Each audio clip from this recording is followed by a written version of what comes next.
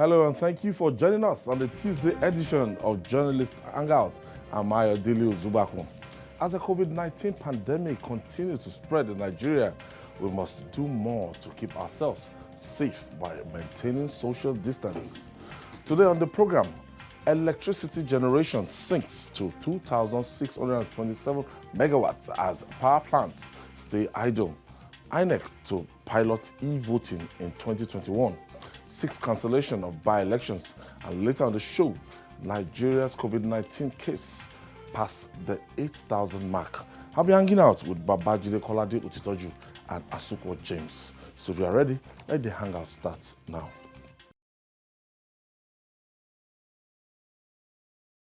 Thank you for joining us once again. Like a slippery object within the fingers, stable electricity continues to elude us as a country. According to data released by the Nigerian Electricity System Operator, total power generation in the country fell from 3,738 megawatts to 2,627 megawatts on Monday. This was prompted by the increase in the number of idle power plants from 7 to 10. The shutdown of power plants is attributed to gas shortage, low load demand by the distribution companies, maintenance frequency response, and breaking of gas pipeline. It's still the same old gist, Babajide. Shortage of gas, breaking of pipeline, and it's always been a gas issue. Immediately after this power plants, we started depending so much on gas station. There's always, is it that the pipeline gas pipelines are vandalized, or we don't have gas supplies, shortage of gas supply? Can we ever get it right coming to electricity? It's always one problem after the other in that sector. Yes, because we have chosen to not do the right thing. And we don't seem to be interested in even changing. There are many things that happen in my country that I just wonder, why are they happening? For example, now we want to put our destiny in the hands of Siemens. Yes. And I've asked myself, why Siemens? Siemens is an excellent manufacturer of equipment, but it has never been involved in electricity distribution or generation anywhere. That's not its core area of business. It's just like you have problems with your airline and you want to bring in Airbus or Boeing. They are excellent airplane makers. Yes. But it doesn't mean that they will be able to manage the airline business, because that's not their core area of duty. There is no evidence that Siemens had handled electricity generation anywhere, or even generation in any country successfully. And even with the antecedent in Nigeria. Yes, they have a very bad record in our country. A record steeped in corruption. Remember the ID card, the national ID card scandal involving the late SM Afolabi during Obasanjo's first term. That is the company that we have now entrusted with taking us out of the woods, talking about electricity. I've read stuff that the former TCN MD, the immediate past MD, UG, opposed the idea of Siemens. Yes, I've seen headlines suggest if I were in the shoes, I would oppose it. Because you have to show me their track record. You have to show me their track record. And if you oppose it can even cost you your job, like it cost the man his job. Yeah, it's possible. It's possible.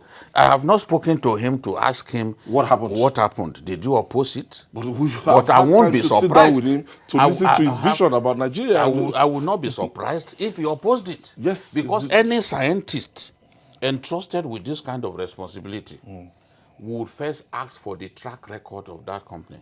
Where did they do it successfully? Let us see. It's just like you want to hire a football coach. When Nigeria hired Otto Gloria, you know, for the 1980 Nations Cup, which we won. It was because Otto Gloria had done very well as a Brazilian football coach. He coached Portugal in the 1966 World Cup. And the notion that no country, no national team coach will coach you to beat his country. Otto Gloria proved that it's all a myth because he defeated his country. Not only that, they succeeded in breaking Pele's leg. Yes. They succeeded in breaking Pele's leg. He was coach of Portugal. And Nigeria hired him, and he won the Nations Cup for us in 1980. There are other coaches like that. So if you want to give anybody a responsibility, you have to look at his track record. Is Siemens very good, or do they have a track record in the area of distribution, even transmission and generation? Because this is where we have our problems. We've always talked about gas. Why must a country find itself in a situation like this? 27 power plants. All but 3 of them are gas-fired, including the biggest thermal plant in West Africa, which is Egbe. And the problem is... Out of 27? Out of 27.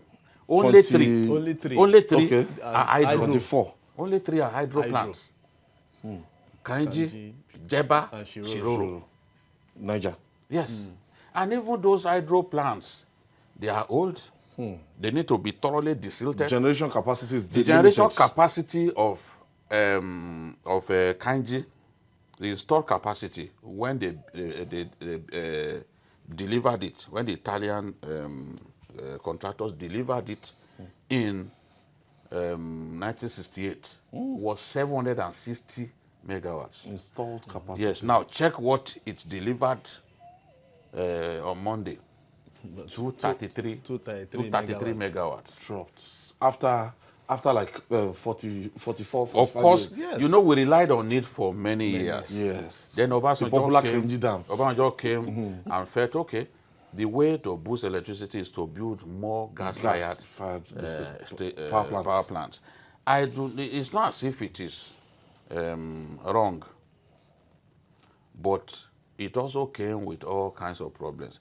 My own view is that a nation like ours that wants to improve its electricity generation potential must tap all these other sources of electricity generation, including solar, including wind.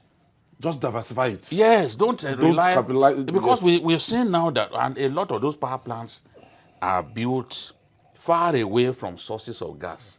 So in the course of transporting gas, they can breach the pipeline. And anything that happens to gas, it will have spread effects. Motor show. Okay. You know, that's the problem that they have.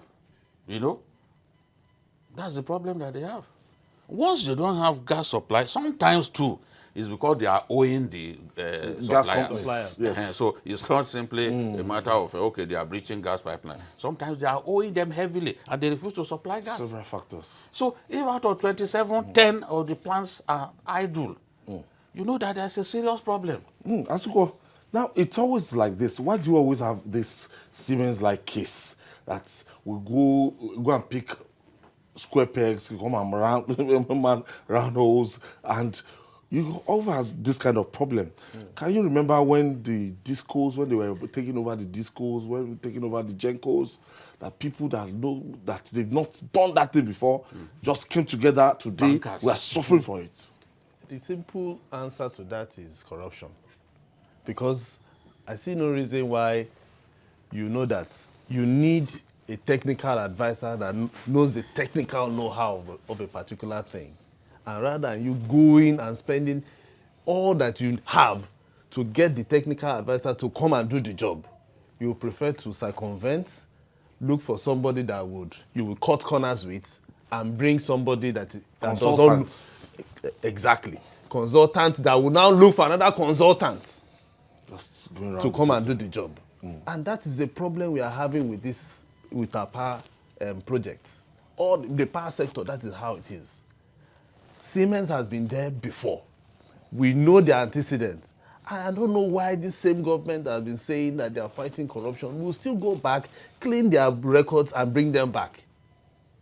It shows that there are some people who are not taking time. That was even the last meeting that later Bakari had. Yes. When he had to go to Germany. He had to go and meet with Senate to go and fine-tune this. It means that there are some people who are not taking their time to look at people's books to check. Like all the discos that we have, there is no one that you will say that this person that actually bought into all those companies have the technical know-how.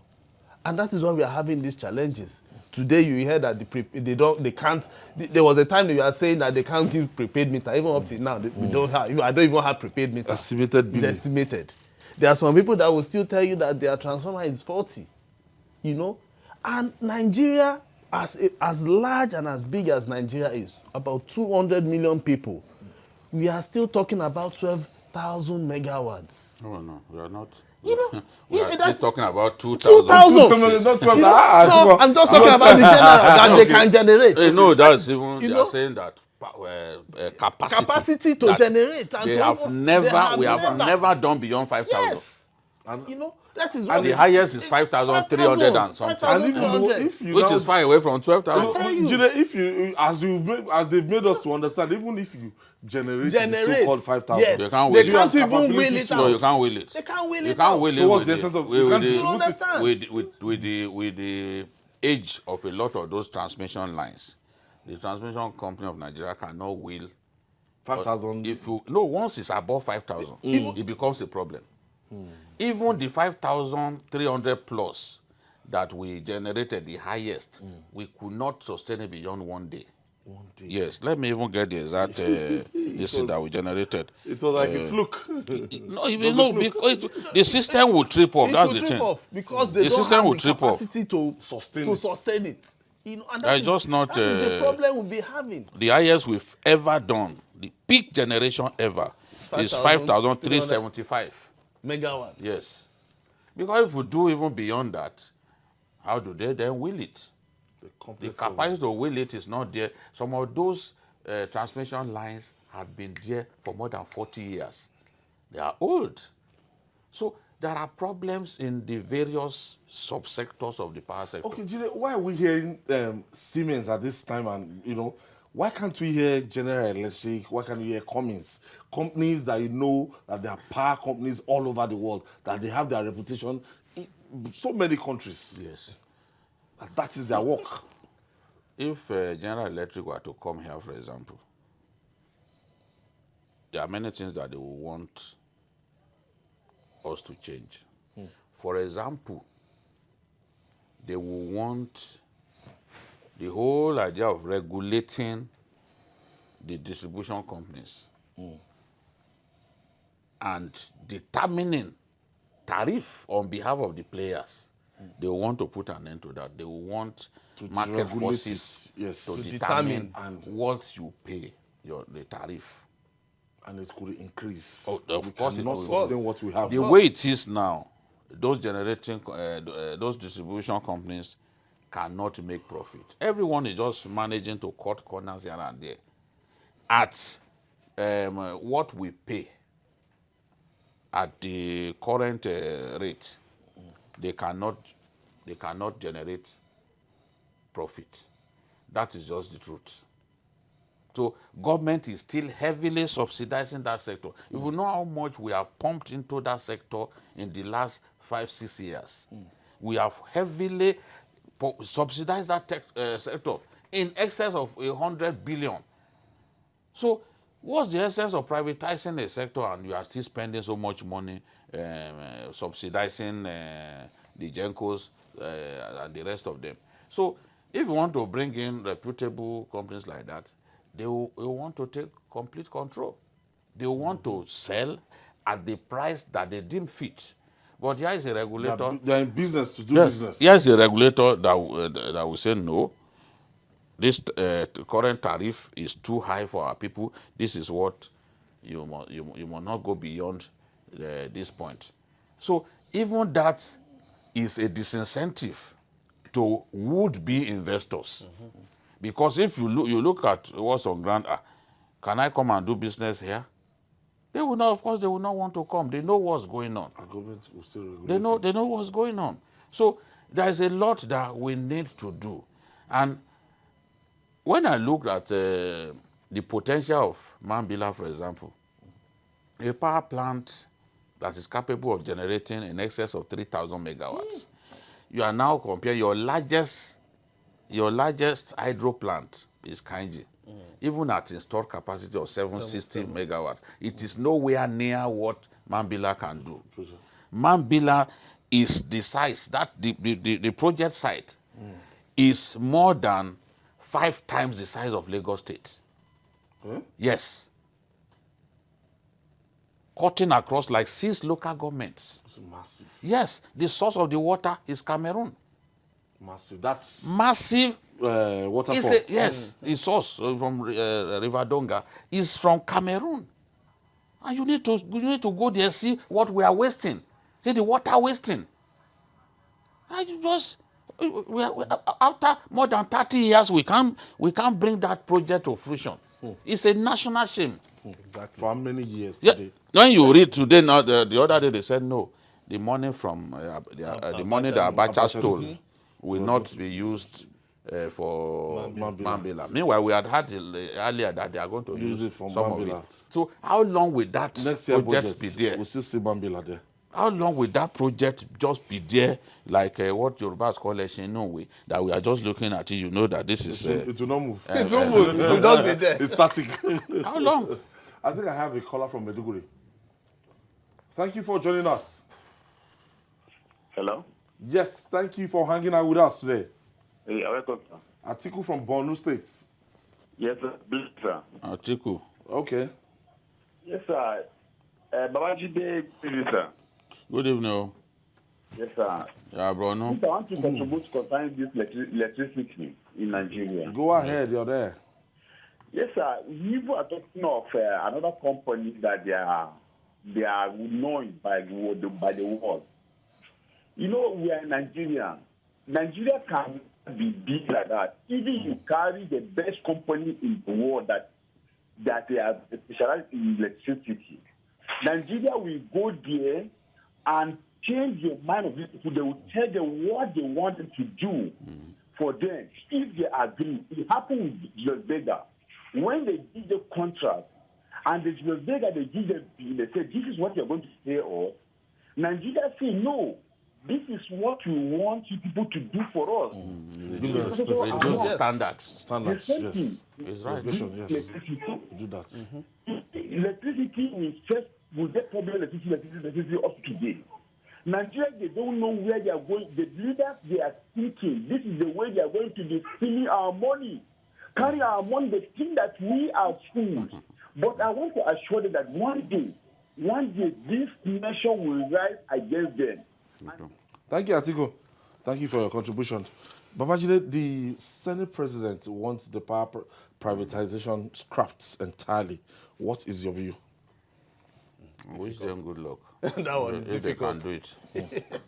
If they can do it, because I know that when they were signing the deal, there were some stipulations that they put in the agreement that will make it extremely difficult to simply. The day that I confirmed this information, I wanted to cry that day. I couldn't sleep well that night.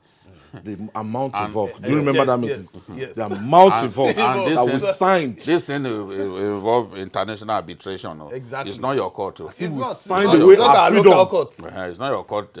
They completely took it out of Signed away our out of freedom. the realm of our courts and said, okay, international arbitration. So, and the penal fee that you will pay, There. the penal fee that you will pay is around $8 billion. $8 Abi? billion. Yes. So, if you then have 8 billion. If you have so 8 that 8 billion, billion you can't invest it to what's on if ground. you have 8 billion, Eh. you will do the Mambila project. They'll start something. We that we are asking China. I remember one time that we requested for a loan of just $1.5 billion Yes. from China. So if we have that kind of money, 8 billion to severe ties yes, With with these the people, schools. you know. So that's why it's been The difficult. people that sign those contracts, they are wicked. They don't have the interest of Nigeria at heart. We just signed away our freedom with that thing. That is what it means. We are all anchored to these guys. So we just have to find a way I think they want to use just Siemens talk to them. get involved. Siemens will help with distribution, with generation, maybe freshen up the transmission lines and all that. Of course, people will say if bankers took over the distribution companies, I will say that a manufacturing company cannot come and do something similar here. That's true. This is Nigeria. This is where we are. Individuals, ex-military generals, a lot of top Nigerians. Bankers, bought bank MDs. The bank MDs bought the distribution companies. Exactly, including the Gencos too. So it's going to be a very, very difficult task to say, we don't want these discos. They are there and we just have to I'm waiting for, I hope that can be proved wrong. It's not enough to come up with those angry sound bites from the National Assembly. It's about time that we executed that coup against the disco. Because we've been saying it for long, and if you do an opinion poll, most Nigerians will want that to happen. Yes. Though that is not the only problem with the sector.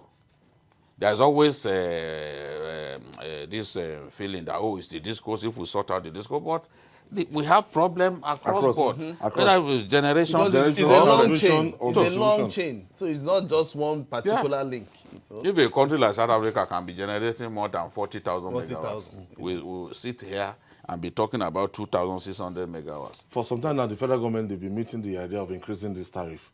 Because realistically, when you look at it, you discover that no businessman can make profits from this kind of tariff that we're charging. It's not competitive. So it's not possible. If you do a comparative analysis with other countries. The thing is, those who invested in it will want to get back their money. And they are expected to buy equipment. That is why, yes, buy. Of course, they have to keep re-engineering their system, making sure that they do the maintenance of whatever they have, the equipment that they have, and they are serving us, But as it stands now, they are also trying to make profits. They are out to make profits. And just like we have said, we are at their mercies. So no matter what they will bring, if they say tomorrow they are going to increase the tariff, government will only try to sit down with them to see what will work for us and what will work for them. Every time that it comes in terms of trying to increase those figures, they will definitely go for it. So Nigerians should always brace up. Whenever they say they want to increase tariff, they will. This reminds me of, when we were growing up, anytime we spot NEPA officials, we just see them with their ladder, we'll start begging. Everybody will start begging. Exactly. It reverses the case. Yes. It's now a very dangerous job. In any streets. When we talk about the problems, there is also the problem of energy theft. Energy theft is rife in Nigeria. Yes. People don't even want to pay exactly. at all. So they will say, no, they didn't give us electricity, meter, they didn't do this. We also need, if we are saying that, okay, we should allow companies that want to import cheap meters, to go ahead and import. You can't put, what's it called, at 45%. It does not encourage anybody to go out there and bring in meters. And the people here cannot produce enough. So they need to do something about the import duty, or what's it called? I'm sure 45%. How would they bring it in? They don't even want Let them bring it in so that the price will crash and everybody will have. But they don't want to bring it because of the estimate, what they are making from the estimated value. That is what they are doing. No, it's government. Let the government reduce the import duty on it so that people can go. Crash it. All right. Now, when it is time for an idea to materialize, it becomes impossible to stop it. The cry for the adoption of electronic voting in Nigeria has been for some time, but it appears the time for it is here.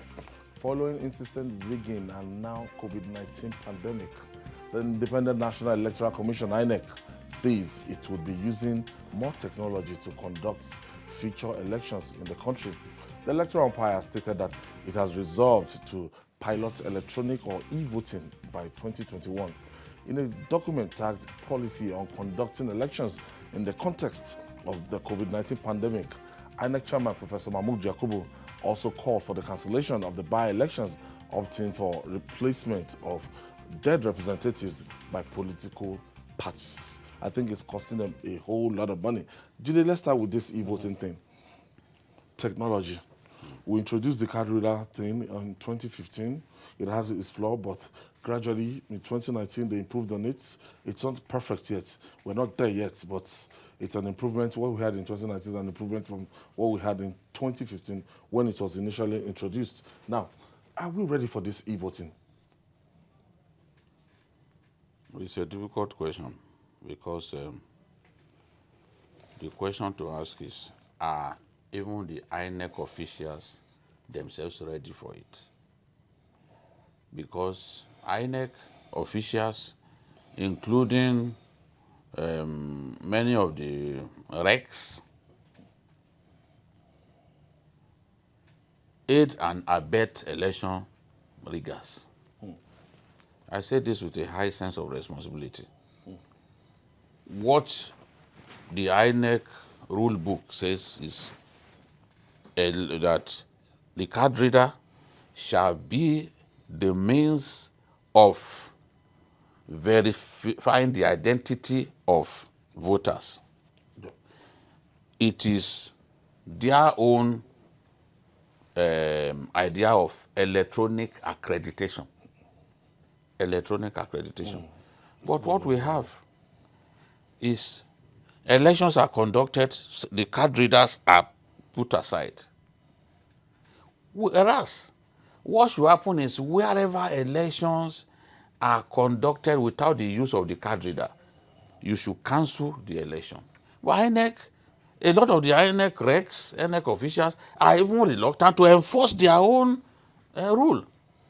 And I'm telling you, and there's no doubt about it, wherever the card reader is strictly used,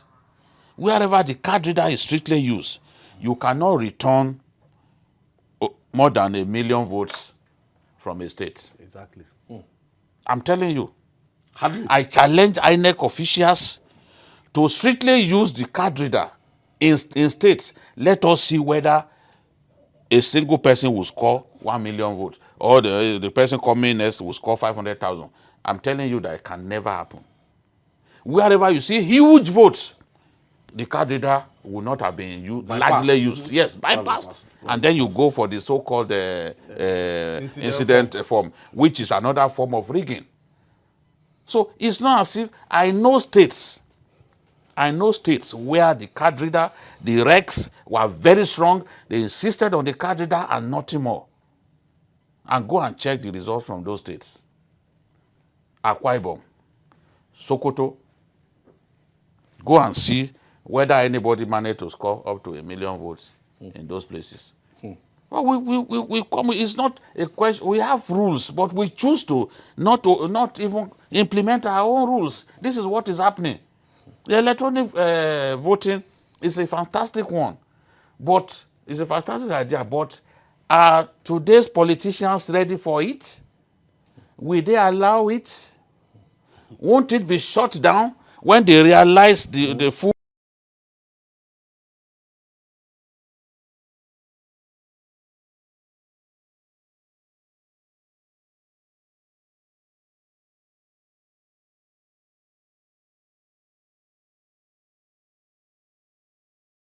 Thank you for staying with us. This is Journalists Hangout. We're reaching you live from Television Continental here in Lagos. And we are looking at our electoral system. And for some time now, Zuko, when you look at it, we've attempted this. I remember a debate on this in 2007.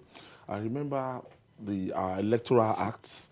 I remember that time the electoral was quite emphatic that no form of electronic voting will be allowed in our system. So now we've left that era now. We want to move. Now, in 2019, it's as ridiculous. You know, for those of us that will cover election around the clock in every state in Nigeria, when you are waiting for those local government elections, as in local government to come one by one, and there will be one electoral officer, you will read one by one, and after that one, as if we don't know what is happening. The next thing. The INEC will start tabulating. They will use their calculator one by one, and it take hours. Look at the number of Like political a village parties. teacher. Yes, political parties that participated in the 2019 election. It was ridiculous, as in the time we waste for collation. What will electronic voting do in solving this one? Well, first, let's just disabuse our minds that the e-voting will even come, except the president signs the electoral reform, the electoral act reform. It must Because be if enabled he by the law. doesn't, forget it. We are still going to go back to how it was, which is the open secret ballot. You know, because it's written there in section 52 that nothing like e-voting. So let's just disabuse that, except the president just wants to do the, like let me say, bazaar, for us to have a credible election, and then for people to know that, okay, this is if transparent. the electoral act is not coming with some other things. No, if that it doesn't has come, political yes. undertone, the way If it it's was the only last thing that time. INEC will take and say, okay, fine, I think Nigeria is right for it, fine. And that is, it means that they too must also make sure that their own system is in order. Because I've read through the policy that they sent out yesterday. So many do's, don'ts, everything they want to do online, and you and I know what comes, the challenges that come with online in Nigeria. Now, if we now go into the e-voting, it will be good for us.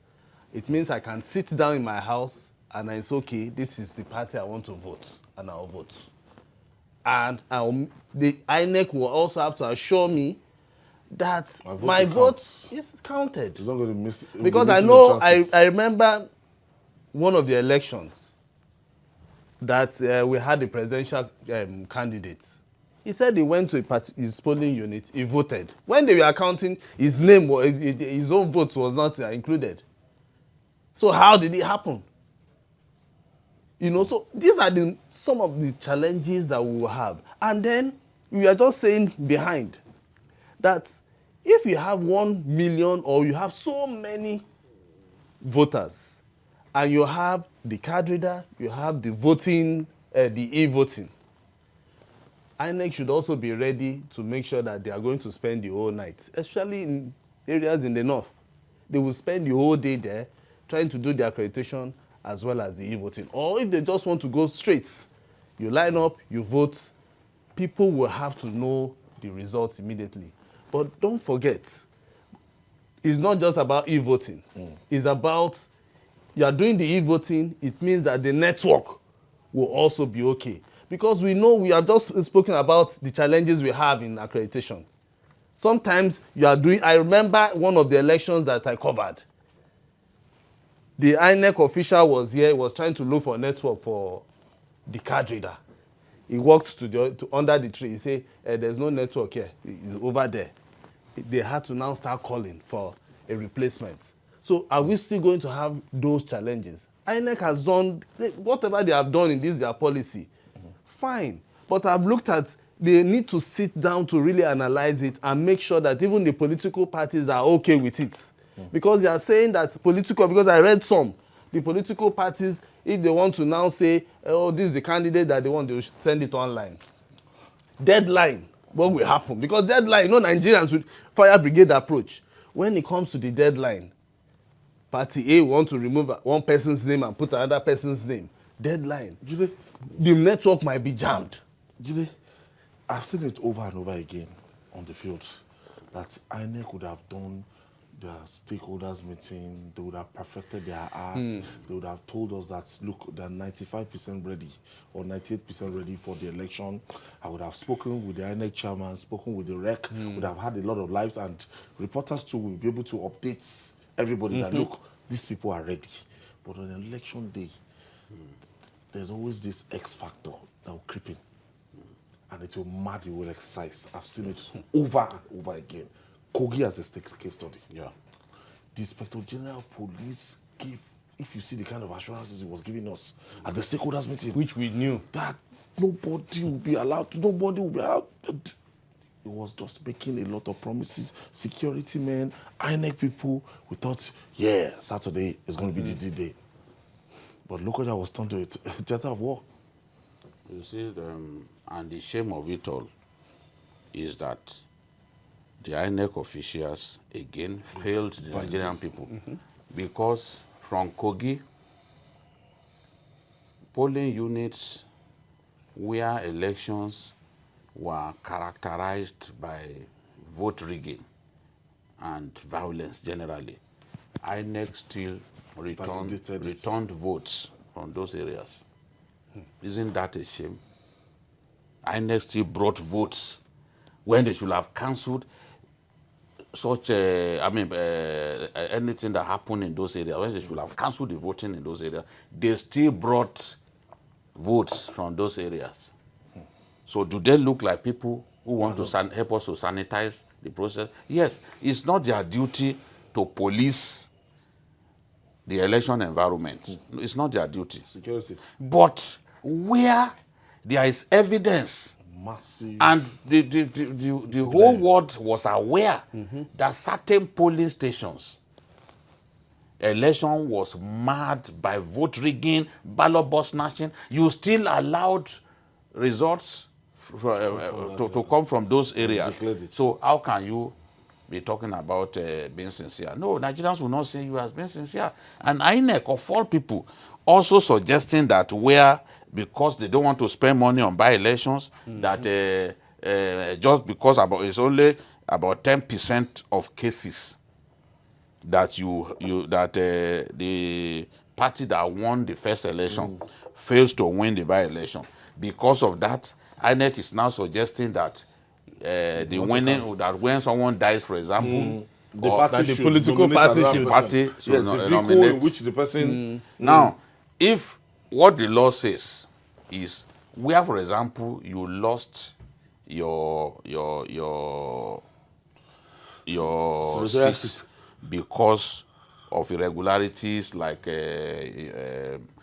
submitting fake credentials and all that, or maybe they took you to court, you were not, or maybe the primaries were flawed. You know what the law says is that that you are not allowed to take part in the rerun. So will INEC now say, oh, we are not going to do rerun in those places? You have to do the rerun and exclude the offending party from the rerun. So you can't say because in 90% of the cases, it is the party that won originally that always wins. And because Supreme Court judgment said that people vote for parties and not individual, although I disagree with that. Because of that, you are now suggesting that there should be no by-election. That is undemocratic. If the people do not want that party anymore, or the person that the party wants to bring forward is not someone that the people like. Of course, they have a right to refuse to vote for that person. Exactly. So why are they even suggesting this kind of thing in the first place? I have on the line Elder Dari from Kaduna State. Thank you for joining us, Elder. Yes, good evening. Good evening. Yes, please, let me take you back a bit. Okay. You see, when it comes to this electricity generation, some years back I was in Kanji. Out of the 6 turbines that were working there, it was only 2 that was working. Sometimes too, I was in Eket Ibono, mobile producing terminal, where gases are just being flared. Gases that are supposed to be converted to electricity. They are being flared. In Nigeria, wind is wasting. Sun is wasting. For God's sake. Generating electricity, has it become a rocket science in Nigeria that we cannot get it right? After how many billions have been spent into this? In that sector. That's not exactly. Thank you. Thank you for your contribution. So ultimately on INEC is saying by-election, maybe they're looking at logistics, they're looking at budgets, they're looking at the money they spend and say, look, if anybody should die, the political party should just substitute that person. No. See, the thing is, I disagree because just like BQ has said, if someone dies, he has gone. We voted for the person and he's dead. And now you now want to substitute, the party now wants to bring somebody from nowhere. Maybe the second person should test his popularity. Yes, of course. Because don't forget, the contest was between 2 people, 2 popular candidates, not just 2 people, 2 popular candidates or more.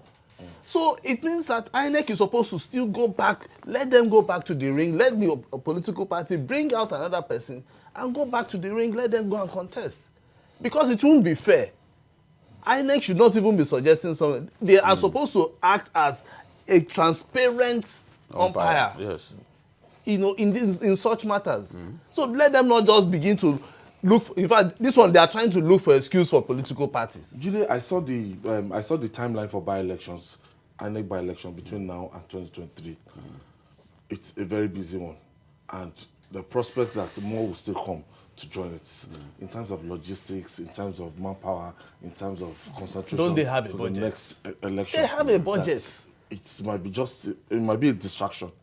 When I saw the timeline, courts will always rule, more courts will always rule, some cases will be thrown out, and election will be declared within 90 days and everything. So what INEC is just saying is that, look, can you spare us this distraction? No, it's not, they can't be saying that. What they are trying to do is undemocratic. Leave the choice to the people to make. If I've seen where a party is very popular, but the party decided to fill someone that the people do not like, and they voted against that party. It has happened many times. Exactly. Yes. So in that case, that means you leave us to the kind of fait accompli, that whether we like it or not, that person. No, you can't be suggesting that as an electoral umpire. Where in the world is it done? Where is the world is it done? I think it was was it California also that they had a by-election in America the other day? You know, for. Was it, no, it wasn't. It wasn't. I think North Carolina also. What the one that the Republican Party won? Yes, recently. Yes, and Trump was saying, yes, that's evidence that we are going to win the general election. Yes, it was originally a Democratic seat, but the Republican candidate won. So where you have a by-election, there's no guarantee that the party that won the main election. Yes. So if you are saying 90% of the cases Dynamics they win, leave that 10%. Leave that 10% for the people to decide. You can't just be coming up with this kind of ideas. And finally, it is rather puzzling how Nigeria remains unperturbed in the face of the rising cases of COVID-19 in the country. At the last count, the country had reached 8,000 mark after recording fresh cases of the virus on Monday, according to data provided by the Nigerian Center for Disease Control, NCDC. The country recorded 229 confirmed cases to bring the total of COVID-19 infections in the country to 8,068 and 233 deaths. We are counting this thing. Jide, there was a time we projected 130,000, you know, as in where we're expecting the thing to go. Now we have 8,000, and Lagos is just, you know, taking like Usain Bolt in this race. I saw the statistic yesterday and I was, wow. In spite of the effort of Lagos state governments and the number of the increasing infections that we keep having on a daily basis in Lagos is alarming. Yeah, at the rate we are going to overtake South Africa and other countries ahead of us, Egypt, the rest of them. Because the rate at which we are climbing, there's no country in Africa that is climbing like that. It shows that certain things, they are not getting certain things right.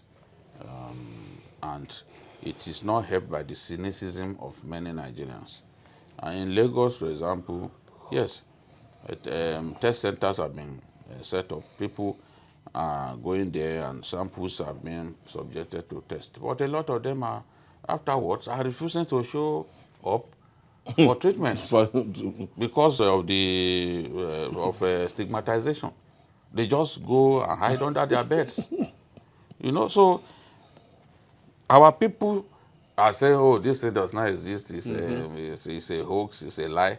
But once they are told that their test sample yielded the positive result, they don't show up, they run away. And in that process, they are infecting other people. Because when they live with the rest of us, and you are not aware that it's even a carrier, you are liable to be to be affected by him. It's such a big problem. So compliance level is still a big issue, and that is like causing Nigerians want to go back to their lifestyle. We love life. We want to love a good life. I'm sure my producer will take us to, was it Abuja? Yes. We saw a very funny video yesterday. The normal as if look, Corona can come and go. Let me just get back to my life. Corona is going to stay with us for a very long time. That is number one. Number two, if you notice, the frenzy. Okay, this is the yes, I think the this is somewhere. This is in Abuja. You can see them. They are drinking. You know, that's it. Without wearing face masks, some of them nothing. You know that one carries that awareness. See that one. You see?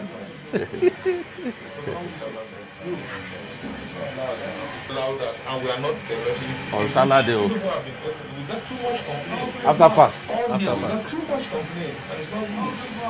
You know what was said was that running should just wait.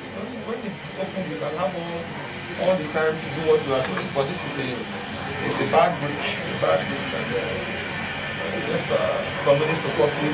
And most time, all of you here going to the coffee. The summer break is not for Abuja. It's not like some states. No Salah break here. We are purely fighting what we are fighting.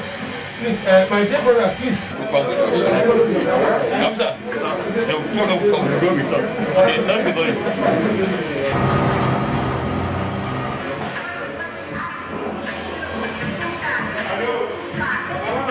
They are even playing music. They are playing music. It's a very big lounge. See them. One is eating. See.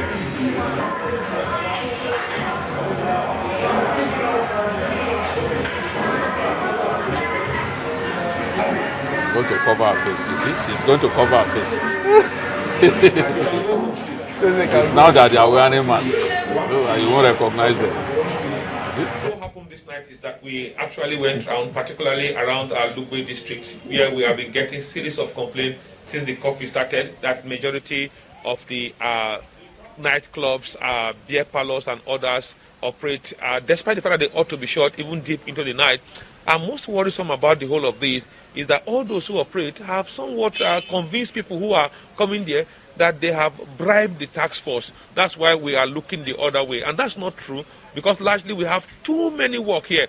In the last 2 weeks now, we have been battling with the interstate movement, which takes all our time, getting people arrested, turning them back to their various states. That is taking a whole lot of time here. We've had cause to battle with so many issues around the city here. So in the suburbs here,